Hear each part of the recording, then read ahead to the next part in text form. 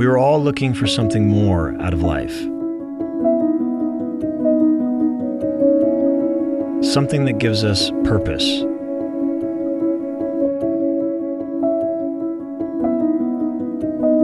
Direction.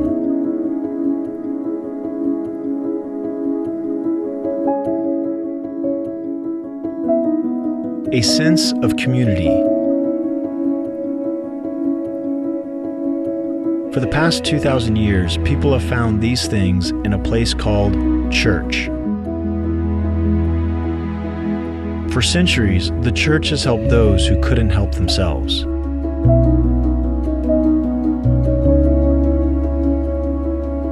The hungry.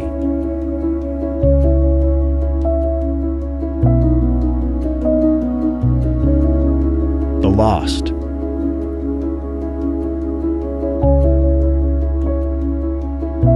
The outcast. It's been a place of healing and restoration for those who've been hurt. A home to orphans.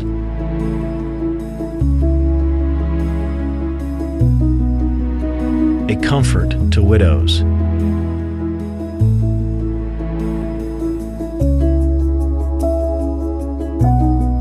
And a refuge to the sick.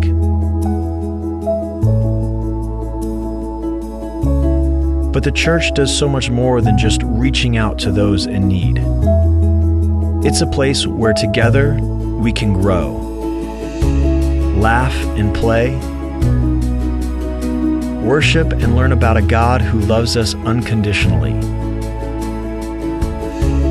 and see firsthand how His love impacts the world around us. Because of Christ, we all share a common bond. And it's through the church that we can really live life together. Welcome to church.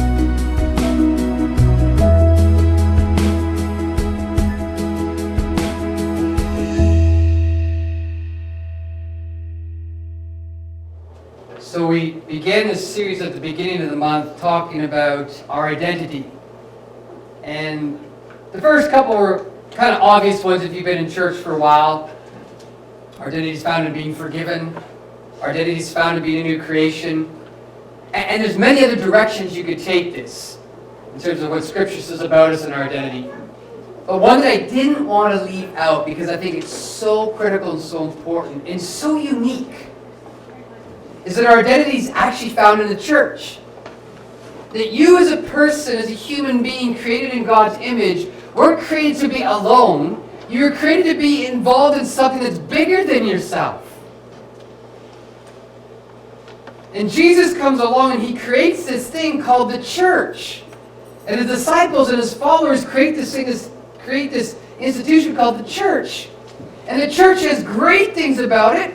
And the church has things that you want to put your head through the wall about. It's like your crazy family.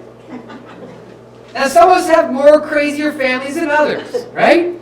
Some of us have brothers and sisters that are just like, woohoo, like on the other side of the planet and doing some crazy, nutty things. And some brothers and sisters that we get along with and we love to hang out with. And other brothers and sisters, well, we can take them and we can leave them. We're happy seeing them at Christmas and Easter, and that's about it. And we have this mix of people in our families, and then we come to this body called the church, and the church is the same thing, except for now we have even more people, and now we have even more crazier people, and people from all different walks of life. We have introverts and extroverts. We have people that like biking, and we have people that like to sleep all day long. All the different ranges of the spectrum, God brings all these people to one place and says, hey, you're the church. And you can do great things, and you can grow together, and you can be a family together. You can find your identity in something bigger than yourself, and a cause bigger than yourself, and it's a church. Now, for some of you that have been in church for a while, sometimes that doesn't sound like great news. Because sometimes the church can be a real struggle. Just like there are healthy families and there are dysfunctional families, There are healthy churches with a healthy culture, and then there are dysfunctional churches with a very unhealthy culture. And I hope you haven't had the chance to see what a dysfunctional, unhealthy church is like, because they, like a dysfunctional family, are very destructive. And if you've never experienced that, you've probably come across somebody who has, and their reason for not going to church, their reason for not being a Christian, many times will be because they had something go wrong in a dysfunctional, unhealthy church. The church broke apart that they were part of because, fill in the blank. They left the church because they had some troubles and some issues, and nobody ever called them, nobody ever followed up. And their people that they thought were their friends really weren't. They were going to church for a while, they saw a pastor, an elder, or somebody in leadership do something horrible in their books, and so they walked away with this very distaste for this church, this organization. And so for many people, they've seen the dysfunction, they've seen the unhealthy side of church, and so they go, I don't have anything to do with it. But the problem is that if you walk away from the church, as we're going to see, is that now you're alone.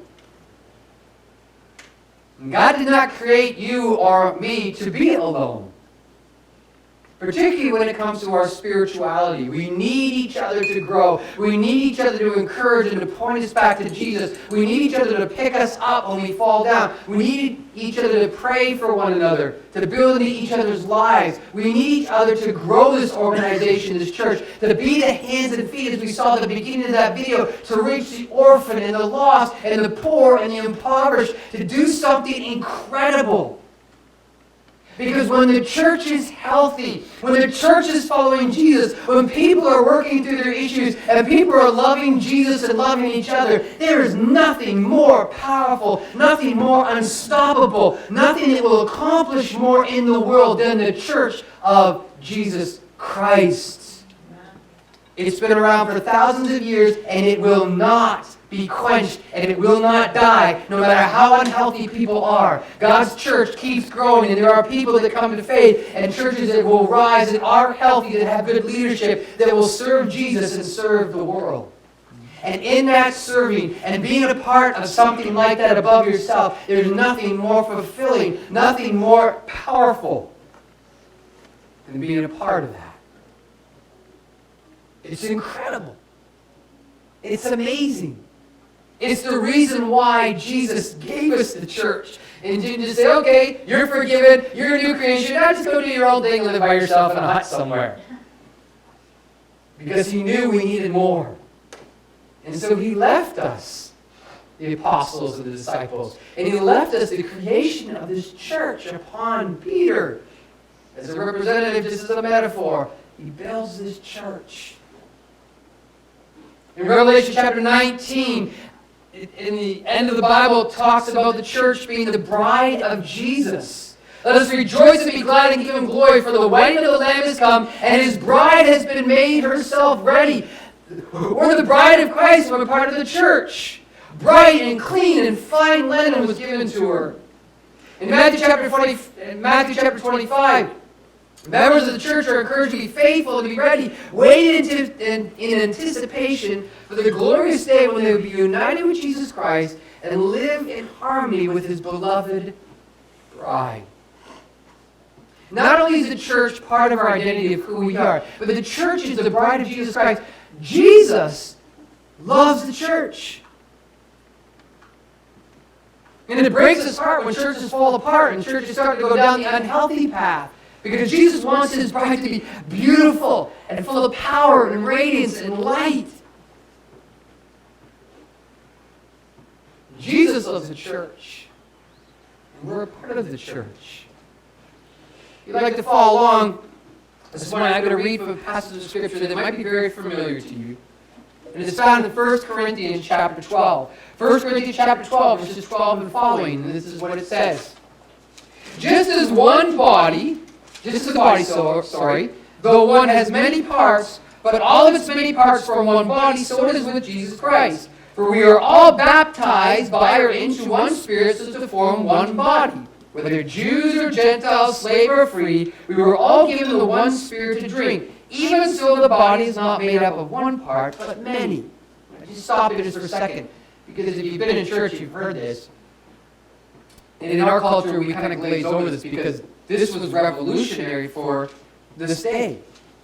Because there were categories of people. There were slaves, and there were Jews, and there were Gentiles. And they had categories of people in society, and Paul brings it up as though we're all the same in Jesus Christ, in this one body. There's no Jew, there's no Gentile, there's no slave, there's no male. We're all one. One body. And to that day, that was a big deal because you would have these people gathering in places like Philippi, and Colossus, and Rome, and these churches were getting together, and they were mixed up churches. They had people from all walks of life. They had religious people from Jewish traditions. They had people that had been worshiping pagan idols. They had slaves that were literally in bondage and had to get permission probably to come to church. They had Jews and they had everybody coming to worship. All equal. Verse 15. Now if the foot should say, because I am not a hand, I do not belong to the body, it would not for that reason stop to be part of the body. So if you're a hand, you can't just all of a sudden say, hey, I'm not part of the church. And if the ear should be part of the body, because I am not, and if the ear should say, because I am not an eye, I do not belong to the body, it would not for that reason stop being a part of the body.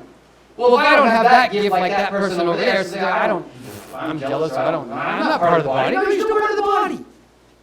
Verse 17, if the whole body were an eye, where would the sense of hearing be? If the whole body were an ear, where would the sense of smell be? But in fact, God has placed all the parts in the body, every one of them, listen to this, just as He wanted them to be. If they were all one part, where would the body be? As it is, there are many parts, but not one body. The eye cannot say to the hand, I don't need you, and the head cannot say to the feet, I don't need you. On the contrary, these parts of the body that seem to be weaker are indispensable, and the parts that we think are less honorable we treat with special honor, and the parts that are unpresentable are treated with special modesty, while our presentable parts need no special treatment. But God has put the body together, giving greater honor to the parts that lacked it, so that there should be no division in the body, but that its parts should have equal concern for each other. If one part suffers, every part suffers with it. If one part is honored, every part rejoices with it. You ever get the flu? You feel it everywhere, don't you? Like it just goes through your entire body. When one part suffers, we all suffer. Verse 27. Now you are the body of Christ, and each one of you is part of it. And God has placed in the church, first of all, apostles, second, prophets, third, teachers of miracles and gifts of healing, of helping, of guidance, of different kinds of tongues. Are all apostles, are all prophets, are all teachers? Do all work miracles? Do all have gifts of healing? Do all speak in tongues? Do all interpret? Now eagerly desire the greater gifts. We don't all have the same gifts. Paul says your church, your body. God's given you a place in this church. And whether you like that place or not, you're an integral part of what God is doing. So what does it mean here to be the church, the bride of Jesus Christ? Well, here's just a couple of quick pointers that I think are obvious, but are ones that bring about an understanding of who we are and our identity in Jesus and as human beings. And the first one that we saw in verse 12 that I spoke briefly about is that we're all equal. And again, thousands of years ago, this was revolutionary. Today, this is kind of the pillar stone of our culture, right? Like everybody's equal and everybody has free rights and everybody has a right to this and that and this and that. So today, it's kind of part of our culture. But where do you think that came from? Because I can tell you for thousands of years in society and the world around us, it has not been that way. In most civilizations, there have been different classes and different ways of organizing things. And many, many civilizations, there have been slaves. There have been those that are free and those that are armed. There have been people that have been in power and those that have no power. It's through the birth of Jesus Christ. It's through the celebration of the church. It's through the church being Jesus' hands and feet that this idea of freedom has been propagated and taught in our culture as who we are. And in the church, it's the same way. And there's a couple of levels to this. One is that literally, that it doesn't matter whether you're Jew or Greek, what country you come from, or where you are, what skin color you are, what gender you are, whatever it is, we're all equal. Now, we know that and we get it, but it's a good reminder to say, hey, nobody has more power and more privilege in the church. Not me, not our elders, not somebody playing a musician. We're all equal.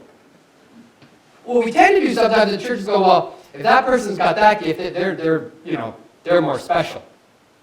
Or they got a little bit more power in the church. We raise them up. It's really easy to put people on pedestals and say, hey, they're the eye. They see everything. Let's put no, the eye is the same as the hand. Well, the hands get to do everything. And they build things and they serve people. So, wow, they're incredible. Like, let's elevate them. And no, they're just as important as your butt. I don't know what the butt does, but anyway. Like, it doesn't matter what part of the body you are. It's just an analogy or a metaphor. But we are all equal. And this goes right back to the beginning of creation. When God created Adam and Eve, he said they were equally made in God's image, even male and female. The rich and poor have this in common. The Lord made them both in Proverbs chapter 22. We're equal. Doesn't matter what your gift is. Doesn't matter what your skill set is. Doesn't matter how much money you have in the bank. Doesn't matter what you've done in life. When you become a new creation, when you're forgiven by Jesus Christ, when you become a part of this thing called the church, your past is gone, and your gifts, whatever you've got, gets put into this community. And it's the same, it's equal to everyone else. We don't have to measure ourselves against somebody else and go, I'm not as good as they are. I don't have as many gifts as they are. Or I can't do this. No. We are all equal. That's what it means to be part of the church. And for people that are going through depression and struggles and pain in the world, they don't have that. They don't get to come to a place where everybody's treated equally, where everybody's the same, where everybody's a follower and a child of Jesus Christ. They have nothing like that in society. The closest thing you get maybe would be a sports team. But even a sports team, there's always players that are better than you, unless you're incredible. And even if you're incredible, there's always somebody better than you anyways. There's nothing like it. So sometimes we take that for granted as believers and followers of Jesus Christ in church, is that we're all equal. The second thing that Paul points out here is that, yes, we're all equal, but you've all been given different gifts, and those gifts and those functions are all different.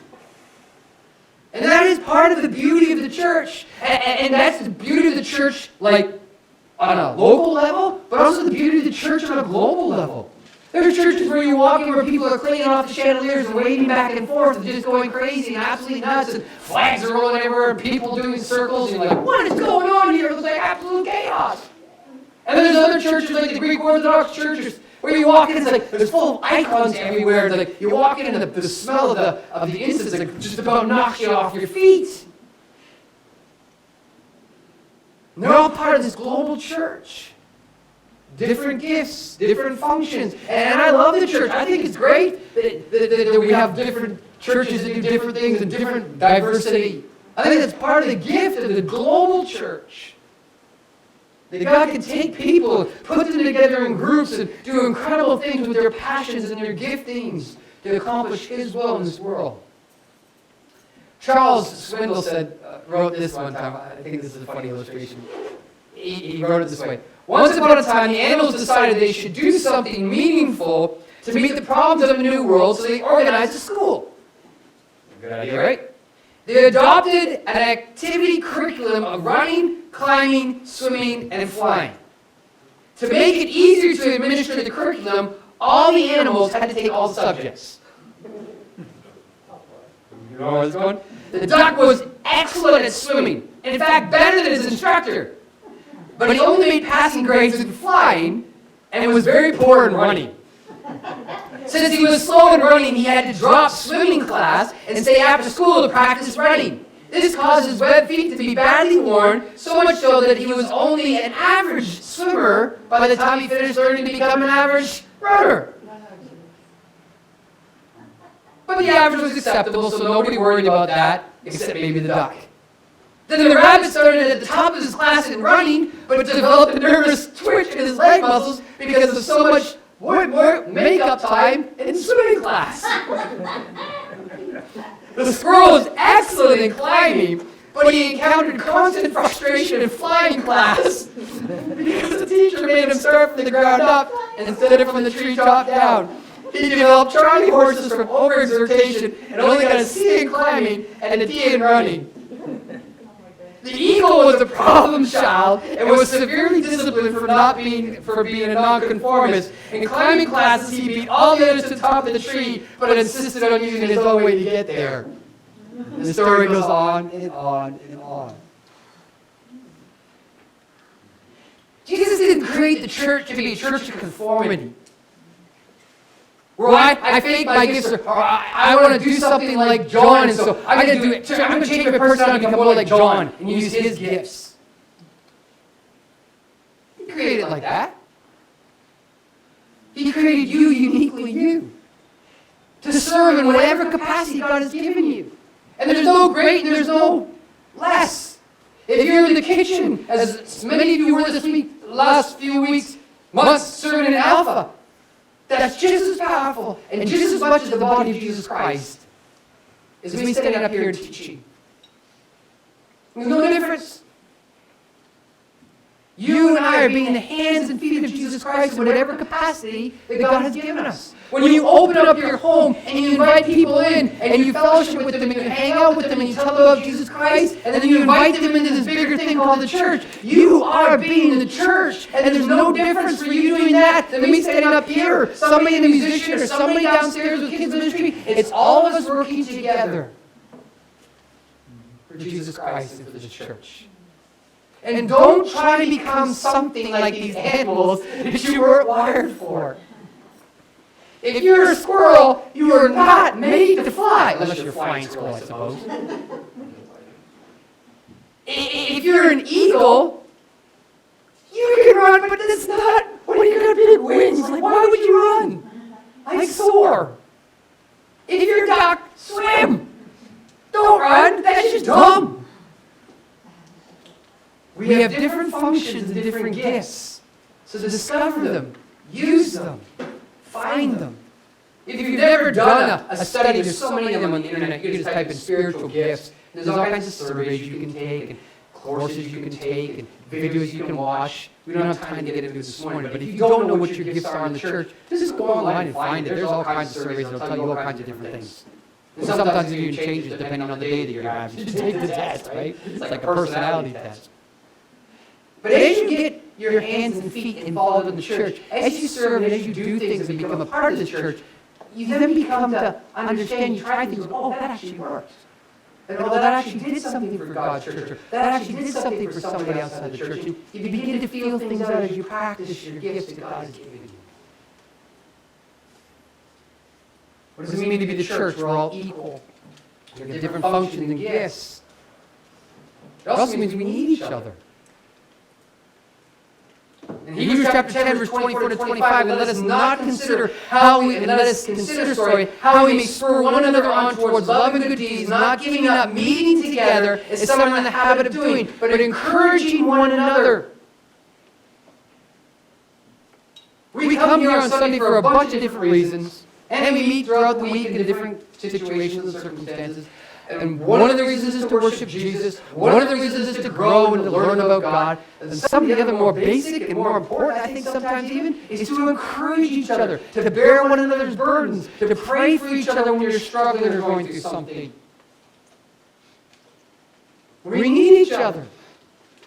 You know why our society is so depressed? And why so many people are going through so many struggles and anxiety? It's because there's nobody to encourage them. You go up to somebody in the church, you say, hey, you did a great job serving in the kitchen, or You did a great job with youth ministry last week, or you did a good job on the stage doing whatever. Thank you for greeting at the door. Oh, it's incredible what that encouragement does. Or when you know somebody's going through a struggle, how's your husband this week? Or how you feeling? It's been tough. Well, I'm praying for you. Like, where do you find that anywhere else? I mean, that type of love, that type of encouragement, that type of prayer is what the church is all about. It helps our identity in who we are. Romans chapter 12, very similar theme to what we're reading this morning, verses 4 and 5. For just as each of us has one body with many members, and these members do not all have the same function, so in Jesus Christ, though many form one body, and each member belongs to the others. It's crazy.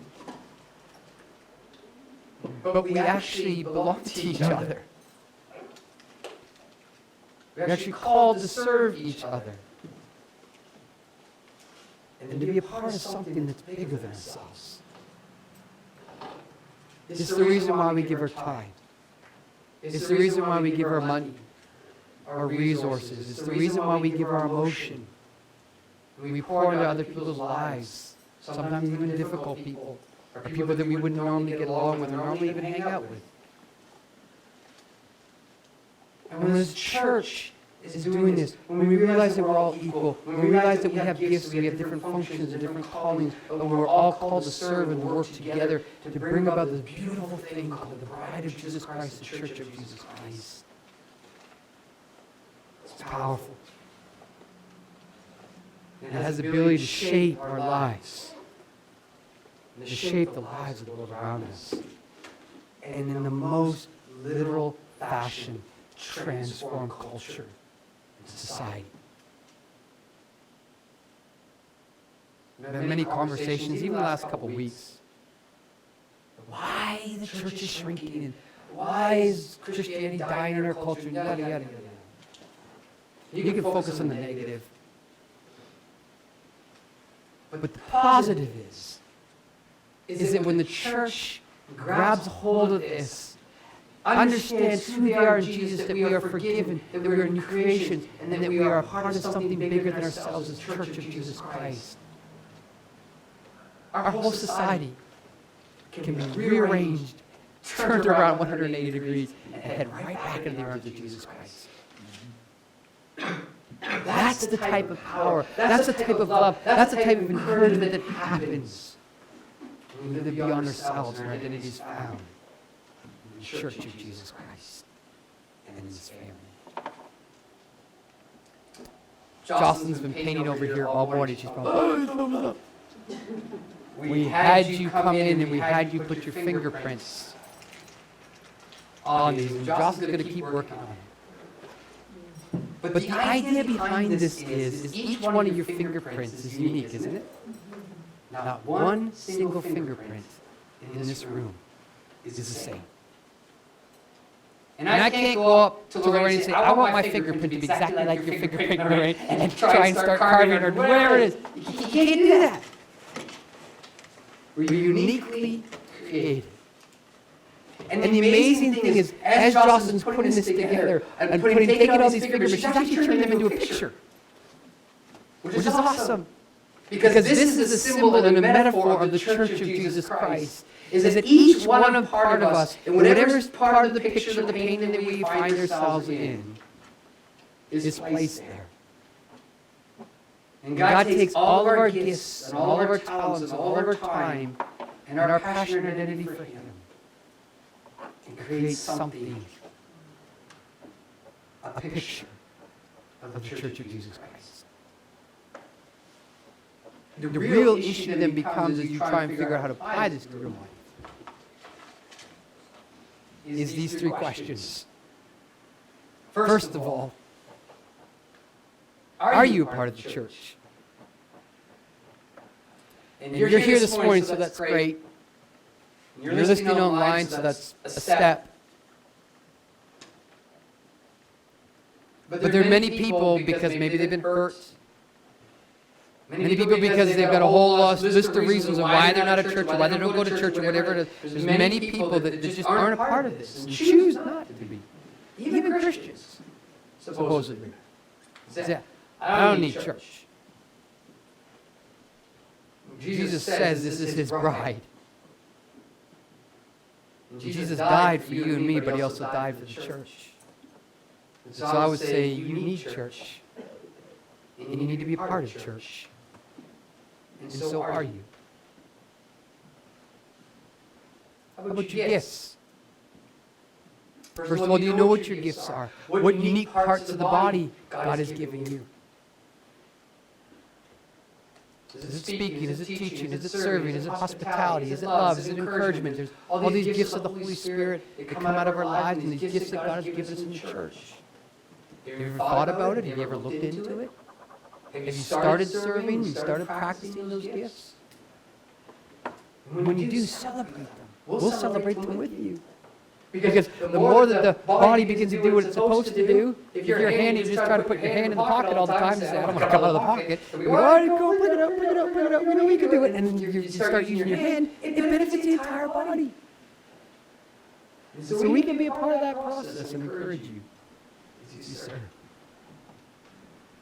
Choose the church. Choose to use your gifts. Choose to love one another. And all of our equality in the way that God has created us. Because if we could do this, the church will explode. And God will take, like what Jocelyn's doing, and take all of our uniqueness and create a masterpiece that the world will look at and just behold in beauty and actually want to be a part of. Because ultimately that's what this is about. Is bringing people into Jesus' kingdom, into a relationship with him, and into the church. Let's pray.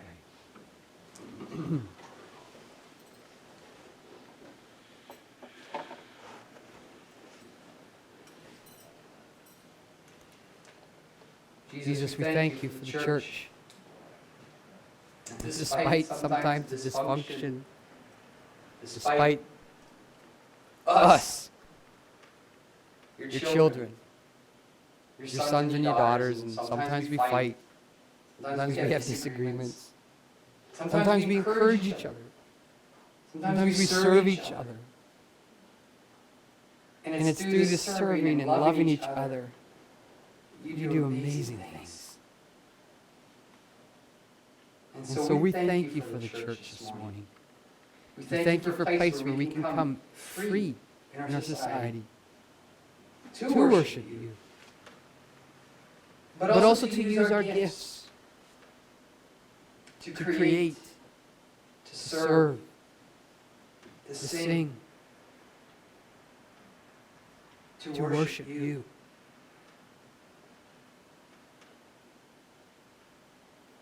Maybe you're listening online and you're not part of the church, not actively anyways, or even here this morning. God's stirring something in your heart and you know you need to be. You don't have to sign anything. You don't have to do anything today. But allow your heart to be softened from whatever has built walls up between you and the church. Make a new commitment to Jesus, to follow him, and to be a part of something bigger than yourself.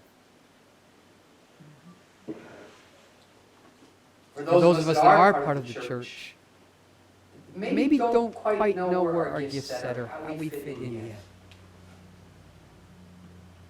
Would you start to reveal that to us, Jesus? Start opening doors for us to serve you, to be part of something greater than ourselves. Give us the boldness to step out and ask. Give us the boldness to step out and start encouraging and loving others the way that you call us to. These we pray in your most holy and precious name, Jesus. Amen.